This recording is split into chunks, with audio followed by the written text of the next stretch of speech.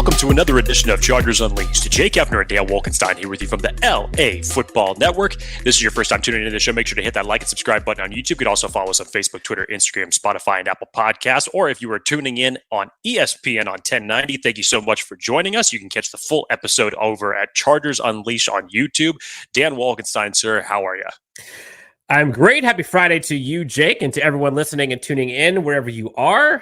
Weekend is ahead of us. Chargers fans, you guys are probably excited a bit because, Jake, the Chargers got a free agent cornerback, according to sources. Christian Fulton is a Chargers cornerback now, signing a one-year deal, according to sources. But this episode, I think, is all about perspective. It's all about the Chargers roster construction, what they are doing, why they are doing it, what has been done, and what is left to be done, because there are some critical holes still left on this roster. But Joe Hortiz and Jim Harbau are doing what they have set out, what we've all thought they would. Maybe a little bit uncomfortable for Chargers fans, but we're here to talk about it. Jake, how are you? Fantastic. Fridays are usually... It's hard to find something bad about Fridays when they come around. Good. Before we get to the meat and potatoes, Jake, let's pay the bills. Let's talk about our friends. I want to remind everybody that the best way to keep yourself into all of the latest sports action, it's Underdog Fantasy and their Pick'em game. Just pick higher or lower on all of your favorite or least favorite player stats, and you could win up to 20 times your money in a single night.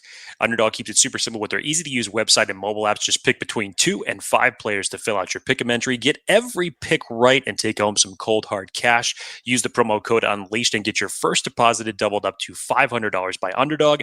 Go on over to Underdog Fantasy today and let them know that Chargers Unleashed sent you. Jake and Chargers fans, the Jim Harbau and Joe Hortiz era is upon us, and they were brought in for a multitude of reasons. We don't have to rehash all the struggles that this Chargers team has faced in the past with drafting and contracts and roster evaluation and construction and salary cap maneuvering, compensatory picks, you name it. All of those things are what the new era has brought in to solve, and you are seeing it. And the Chargers, given the salary cap limitations, given the roster construction limitations, the gaping holes at several positions, this team over the last couple weeks has kind of set out in an effort to begin filling those holes, targeted missile strikes, as Jake likes to say, to begin to shape this team into what they believe will give it its best opportunity to win a Super Bowl. To kind of set the stage, Jake, I'll let this kind of go to you. When we started the 2024 season, crazy, sorry, 2024, we knew that there was going to be a lot of turnover.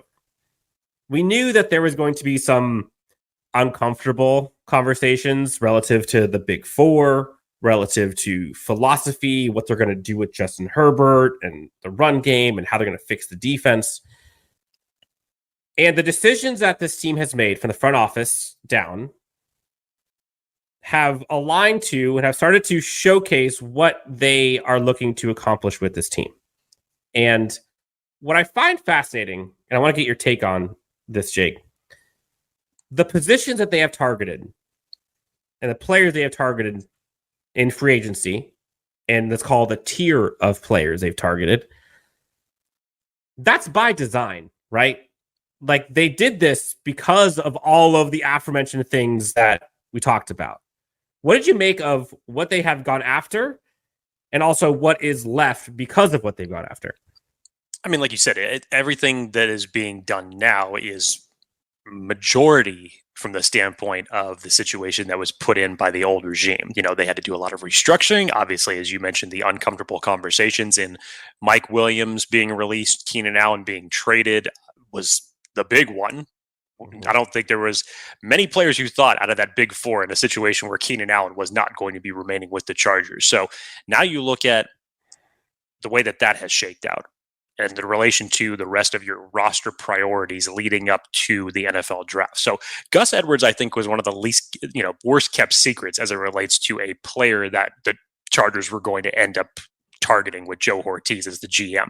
And I've said this before on some of our other shows. I really believe that they are going full swing into this for a running back by committee, much in the way that it has been done for Baltimore for several years. You don't necessarily have to have your bell cow 3-down back. You're going to be able to conjure up a lot of different formations and a lot of different run styles due to a variable at running back position. And for the Chargers, as it currently stands right now, with them having Gus Edwards, Isaiah Spiller, how do you fill out the rest of that running back stable? And I think that this is maybe where the benefit of Greg Roman comes in and as an offensive coordinator, is because he ran multiple schemes for the running backs during his time with Baltimore with John Harbau, and during his time in San Francisco when he was coaching with Jim. So I'm interested to see how they're ultimately going to fill this out. And for Gus coming in on a 2-year deal, I think that was a nice value size move for the type of running game that they're going to be able to create. You look at other positions around. Obviously, the most notable will probably be the linebackers. The Chargers lost 3 of them in free agency, and Kenneth Murray, Eric Kendricks, and Ayman Abniba, and they needed to obviously fill that out. Deion Henley, to this point, is still a question mark because he hasn't gotten a chance to see much of the field due to players that were ahead of him. He was limited to mainly special teams duty last year. So you go out and you get Troy Dye and Denzel Perryman on 1-year deals. Denzel Perryman will be 33 years old by the time that the NFL season ends up kicking off. So you know that you're definitely going to look at what's the future going to look like at the linebacker position, especially with Jesse Minter's defense. He needs those linebackers who are going to cover. So how are they going to end up prioritizing that? Bradley Bozeman coming in as a center, familiarity in Greg Roman's offense, familiarity in Baltimore in general.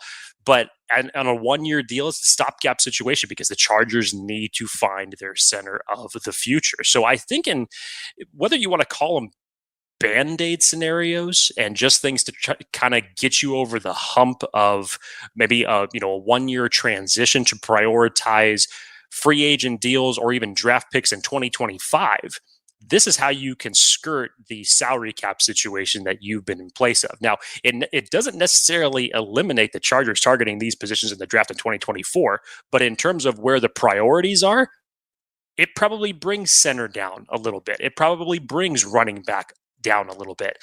You may have to elevate linebacker a little bit more. You definitely have to prioritize wide receiver and corner. So it's always interesting navigating this pre-free agency and to the NFL draft and post, because so many priorities change in this period of time.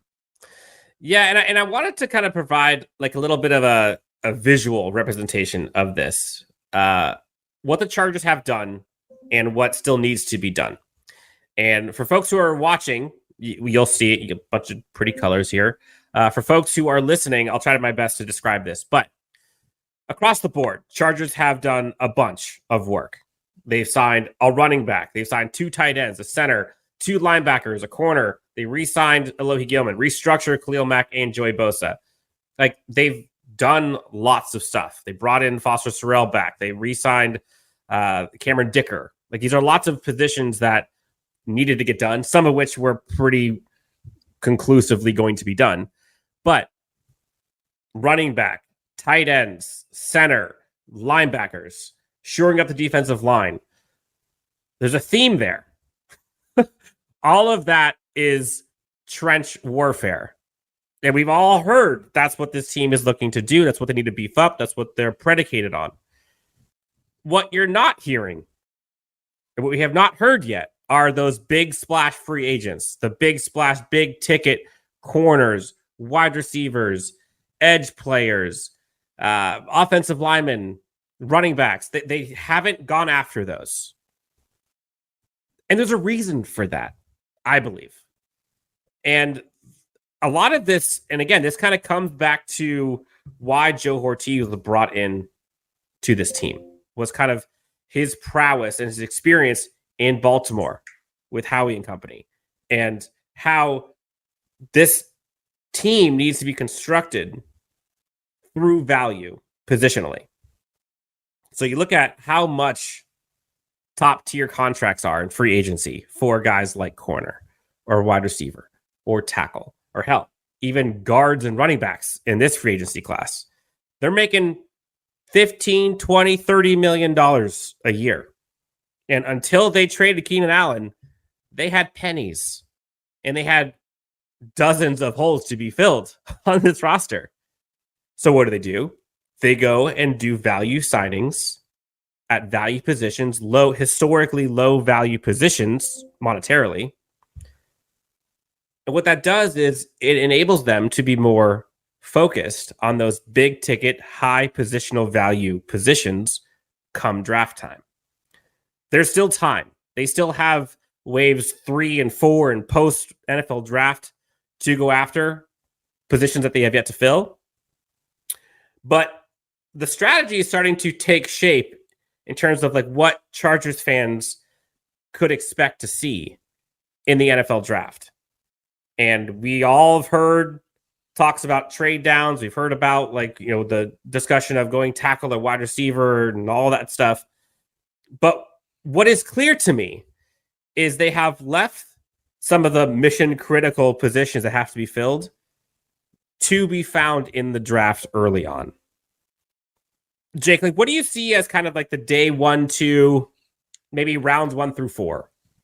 Given what they've done, given what is left. They don't have, in my opinion, an outside corner on the roster right now. You could argue they don't have wide receiver 1. You know that. They don't have wide receiver 2, maybe, depending on what you see, Josh Palmer. You don't know Quentin Johnston.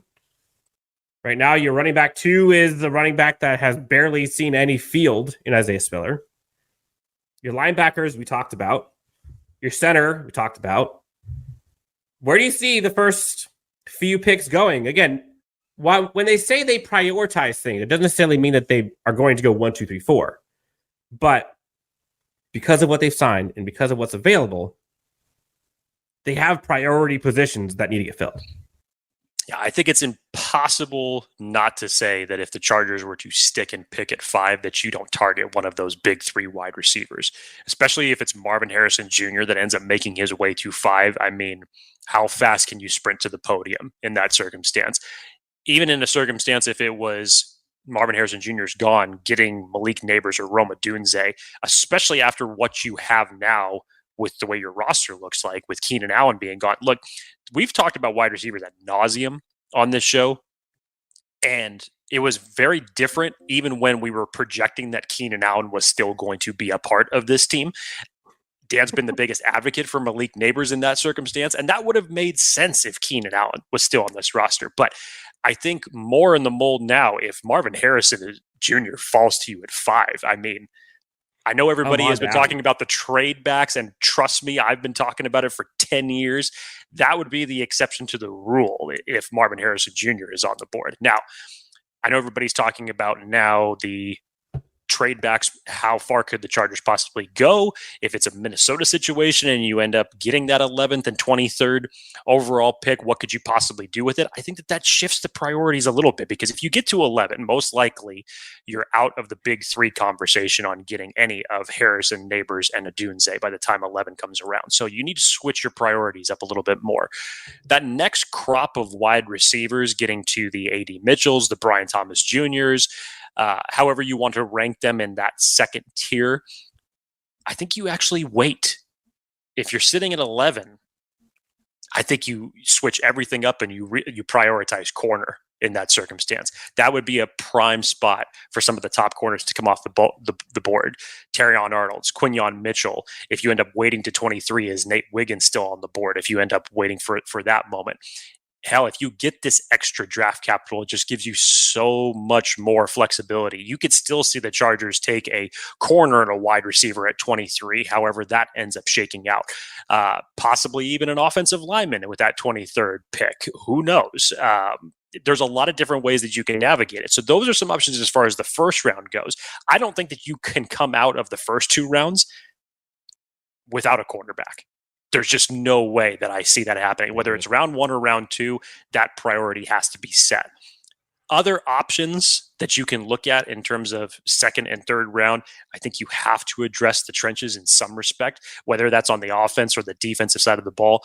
We know that Sebastian Joseph-Day and Austin Johnson aren't coming back. Those were 2 big free agent swings and misses from Tom Telesco. So you brought in Poona Ford on a 1-year deal, but you need to elevate that group up a lot more. You know, I know we talk about everything with Jim Harbaugh prioritizing the trenches. We also have to remember the defensive side of that as well. So I think that you target the the trenches in some circumstance on rounds 2 and 3. Linebacker, as I had mentioned just a second ago, that could apply to that too. That I think also elevates a little bit. And I specifically, Dan and I have talked about this. This would be different if we were talking about the likes of Denzel Perryman not being on this team and they needed more of a downhill, stop the run type of guy. There would be a more of a category for linebackers to choose from in this circumstance. But because you need a linebacker in Jesse Minter's defense that is going to be able to show really good coverage abilities, it shortens that draft class dramatically. So it should elevate the Chargers' priority for that more, given that there's not that big of a class in terms of coverage linebackers to choose from. You mentioned round 1 in the trade back scenario, and I want to double click on that for a second. You hear a lot of folks talk about the Chargers and Jim Harbaugh and company prioritizing the trenches and, they're going to go offensive linemen. And don't be surprised if they go offensive linemen. And you shouldn't expect they're just going to go receiver because, the new era, they don't really prioritize receivers. Like, I want to be clear. Joe Hortiz is known for going best player available. He's talked about that ad nauseum. And you've seen it for decades, literally, in Baltimore.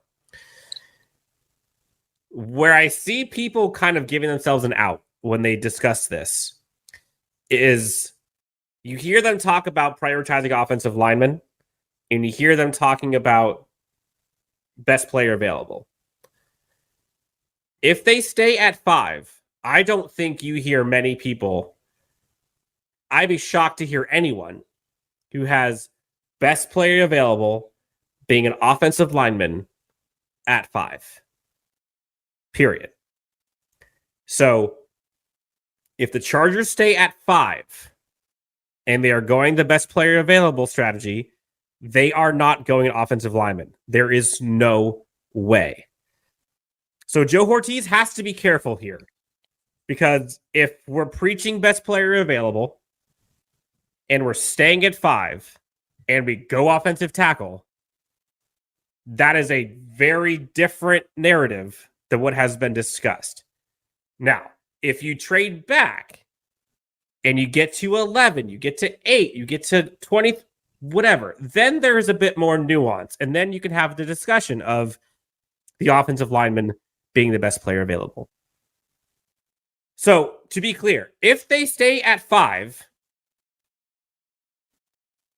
there's going to be so many questions. It is going to be awfully confusing if that pick is anyone other than a wide receiver, maybe a tight end, depending on how high they value Brock Bowers, which I don't that would be shocking too. But that would at least be like a Jim Harbaugh plus BPA thing. Yeah, right? And I don't think that you do that now with Disley and Hurst being on the roster. I don't see you adding a 5th tight end to this group with the 5th overall pick now. Nobody loves Brock Bowers more than me, but now, free agency changes a lot of things in terms of perspective.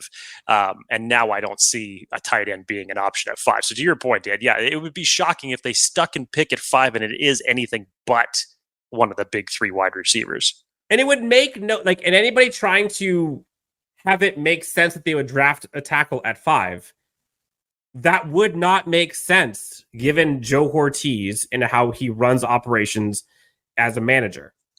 That does not go down that route. Although you can say Jim Harbaugh prioritized the trenches, you could prioritize the trenches in other rounds if you trade back. But I don't think anybody's going to tell you a BPA at 5 is a tackle.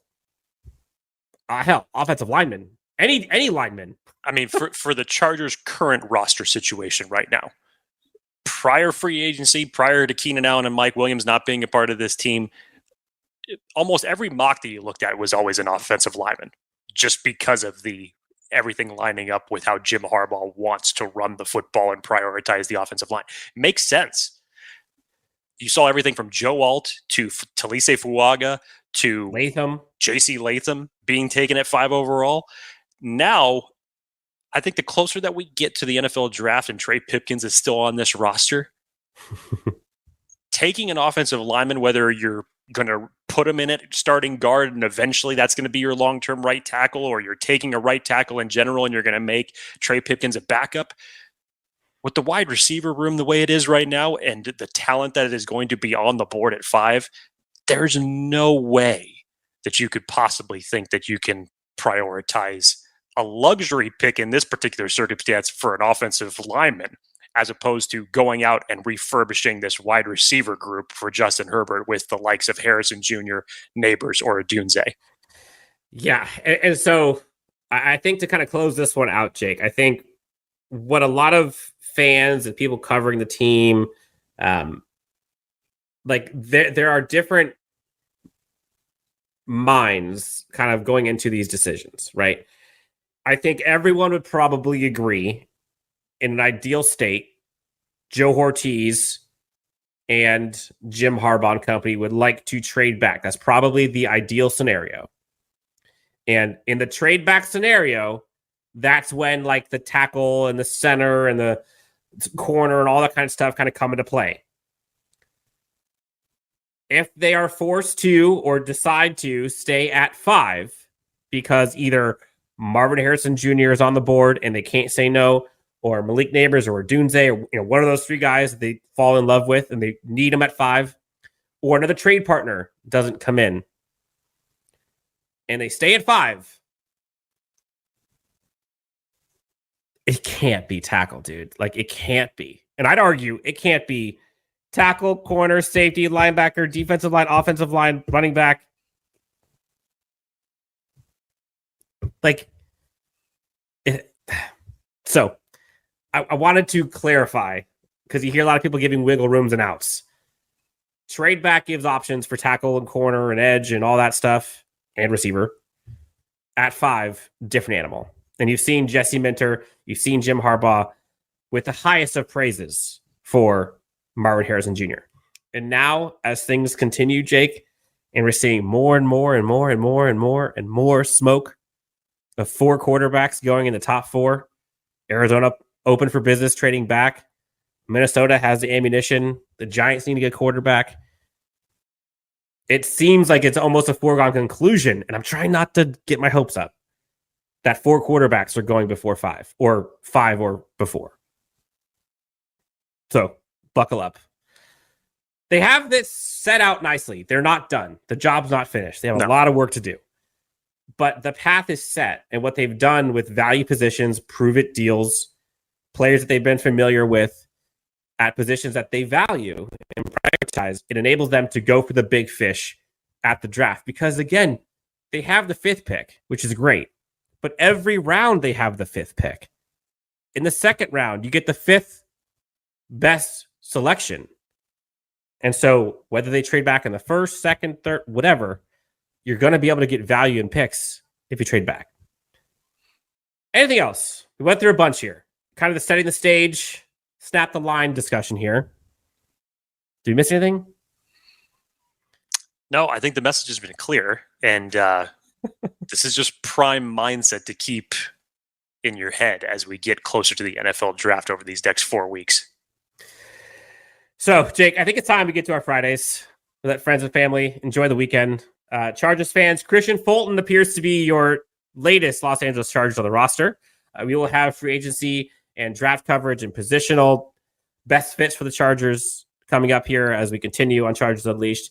But until then, you can find Jake on X at Jake T. Hefner, myself at Dan W. Sports, on ESPN Radio, on Instagram, Spotify, Apple Podcasts, Facebook, you name it, we're there for you. And on YouTube, be sure to hit that like and subscribe. Help us out a ton. Until next time.